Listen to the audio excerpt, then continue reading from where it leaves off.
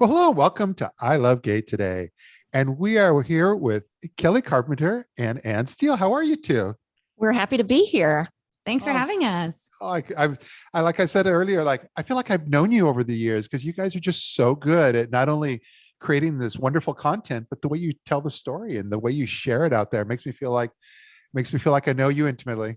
That's really nice. It's funny because when we first started doing this, we were like so awkward about the whole thing, because we really didn't know, we weren't really those kinds of people. But now, after 4 years, it's like, we'll just fly by the seat of our pants. You know what I mean? It's just kind of become second nature at this point. So Well, it all makes sense. I mean, the two of you independently. So, Anne, you're a singer in yes. New York, and Kelli, I've known you and your business partner for years with Our Family Vacations. So the two of you separately have been powerhouse, and then together, I can't even imagine. You can't stop us now, right? And so you have this podcast, I Love My Wife podcast, and you've been doing that for how long now? We are in our fourth season, so 4 years almost. Yeah. Well, tell us how did you get started with all this? Well, we were just, doing our normal thing, travel and music. And we had been on, both of us had separately been on guests on Derek Romaine's show on Sirius OutQ. And when Sirius OutQ went under, they sort of pivoted and created a podcast network called DNR Studios. And they called us and said, hey, listen. And honestly, Romaine really did think that, she has said it so many times that there are so many gay male voices out there in media, but there aren't that many lesbian voices. And she was like, I really think you guys together make an interesting combination. Not only are you obviously lesbians, but your moms, your wives, you travel, there's music, you have all these incredible friends, because we're very lucky to have like all these incredibly talented friends. For the first 2 years, every person on our show was a friend because we know Broadway stars and actors and comedians. And, so we had this huge wealth of people to draw from.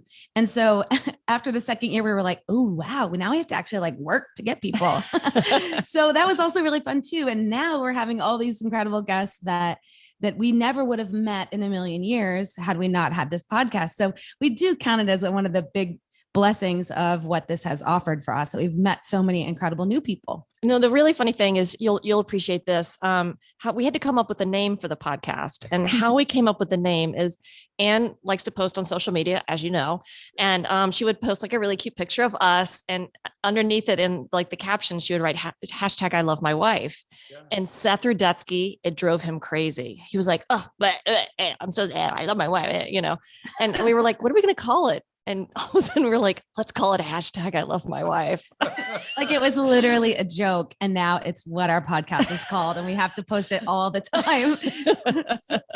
Anyway. But it works. It really works. And I think because the name itself defines, like we already know right away. It's like, I think I know what I'm going to get into here. And well, and we also, we made it a point. We wanted it to be about what our lives are about, like travel and music and kids and family and just our day to day, which cocktails, as always. But we really made a point not to be political in our podcast. And I feel like there was just so much in the news, and it was a very dark time. And I think we wanted to see it as a reprieve from people being inundated with, so much political stuff. And I think that people appreciated that. They knew they could sort of escape when they listened to it. No, it totally makes sense. That's what, and especially in today's world, I think the pandemic and all that just sort of accelerated a lot of, when people were, that just our options changed, and then all of a sudden digital media became more important, and people were looking to hear, stories that, not only provided hope, but were uplifting. And I think you guys were part of that.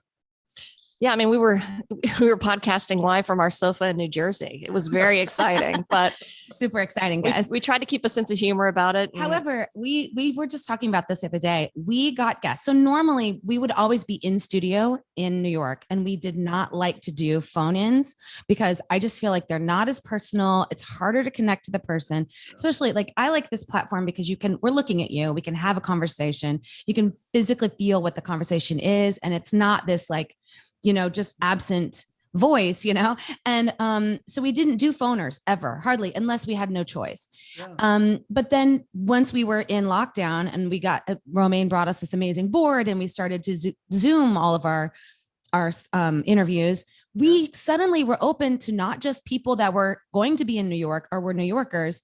We suddenly were open to a sommelier from from California, or, the Gentleman Farmer wines from Napa, and like places that we could reach so easily and so quickly. And it really has opened up our world and our sort of what we've been able to access for our listeners, which I think has been a huge silver lining in this last year. Yeah.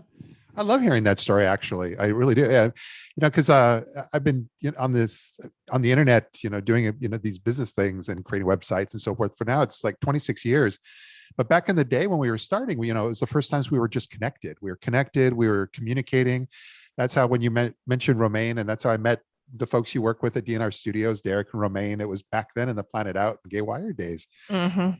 But I say all that because we were only connected, but we weren't collaborating the way we are today.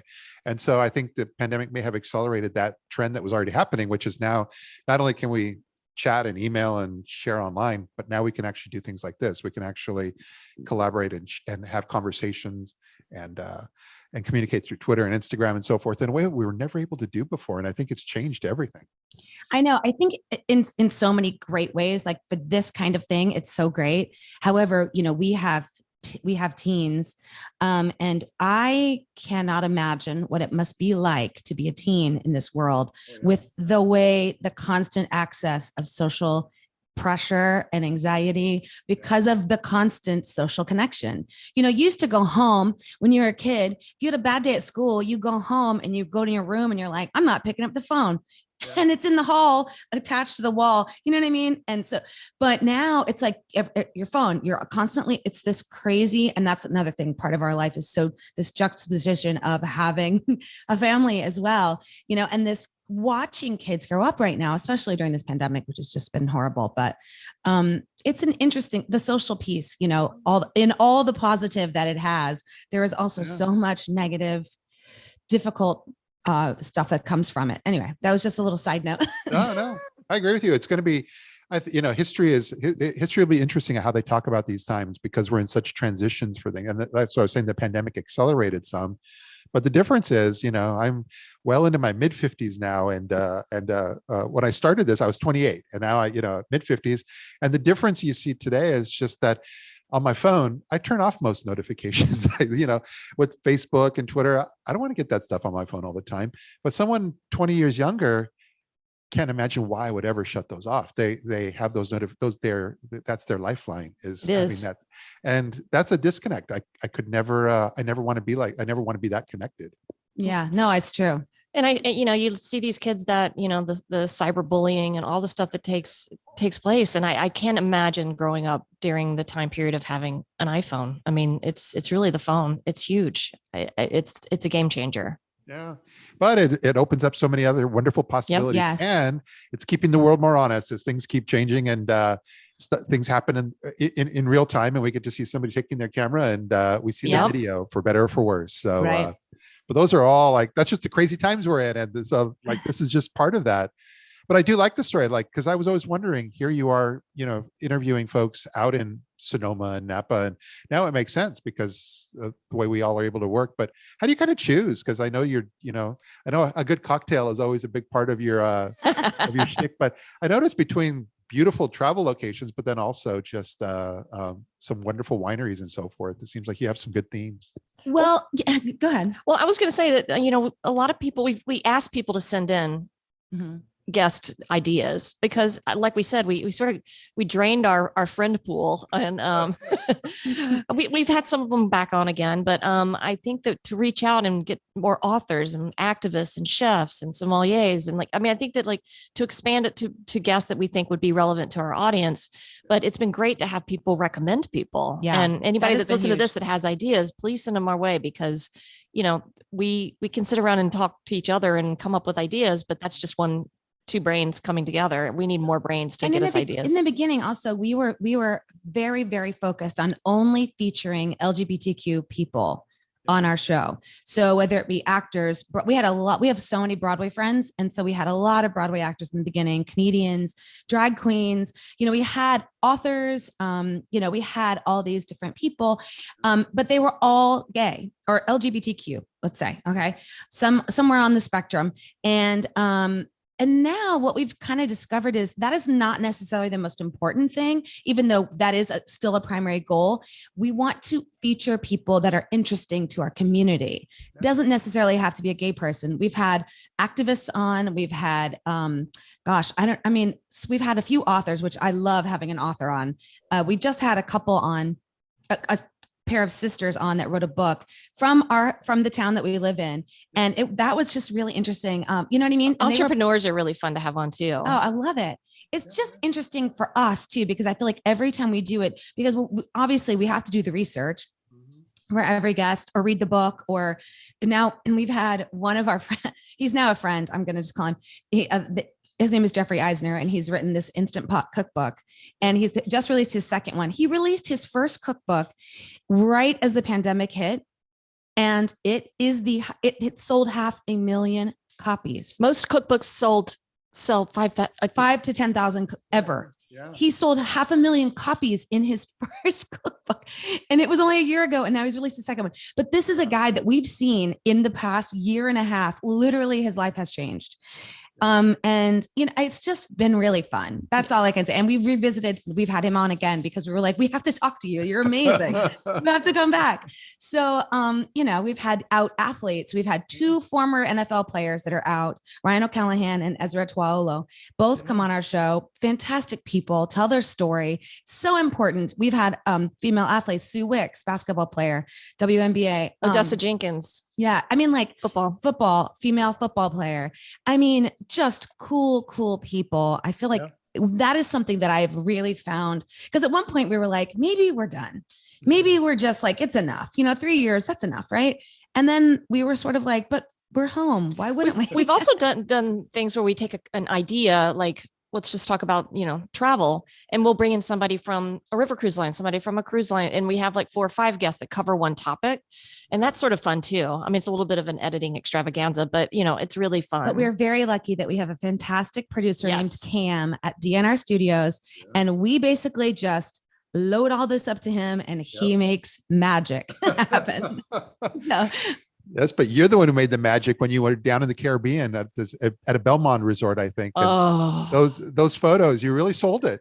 Yes, I know, right. But I've been booking a lot of them, which is great. I'm on their LGBTQ advisory board, Belmont, and they were like, "Well, we're reopening. We need agents to go down and see it and share it with their clients." And I was like, "All right, we're in." I'm like, I can sell that trip. Don't you worry. So I didn't realize that, but that's nice to know, because I know other people that have been part of that advisory board, but it's important, and it's great, especially for what you guys do, that you're able to go down there and and kind of help them navigate some of the things that are going on, especially in today's world with travel. But I'm jealous too. Well, I mean, I love these companies. Uniworld's another company that I work with a lot, and then they're sort of the real deal.